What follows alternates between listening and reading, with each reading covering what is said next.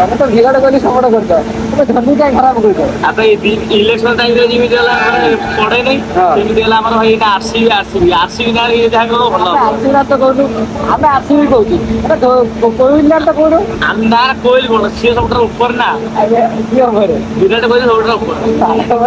ଆଉ ବିରାଟ କୋହଲି ବିରାଟ କୋହଲି ଉପରେ ମାନ ଧୋନି ହେଡ୍ କରୁଛ। ଧୋନି ତାର ଧୋନି ବୁଢା ହେଇଗଲେ ବୁଢା ହେଲେ ବି ଖେଳୁଛ ଆଉ ଖେଳି ପାରିବୁନି ତାକୁ ଏଇନା ବଲ ଦେଖାଉଥିବ ନା ଆମ ବାଡକୁ ଜଣେ କେମିତି ବିରାଟ କୋହଲି ଧୋନି ଯୋଉ ଟାଇମରେ ଖେଳୁଛି ସେଇ ଟାଇମରେ ବିରାଟ କୋହଲି ଖେଳିଥିଲେ ତା ଗ୍ୟାସରେ ମୁଣ୍ଡ ପଡିଥାନ୍ତା।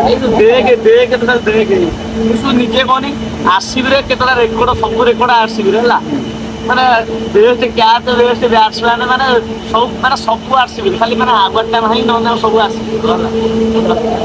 ଆୱାର୍ଡ କପ ନାହିଁ। ଆୱାର୍ଡ ତ ଆଭେଲେବୁଲ ନା ପରିଶ୍ରମ କରି ବନାଯିବ ହେଲା। ଏଇଥିରେ କିନ୍ତୁ ଫାଇନାଲ କେତେ ବର୍ଷ ହଉଥିବ ଏଇତ କିନ୍ତୁ ଫାଇନାଲ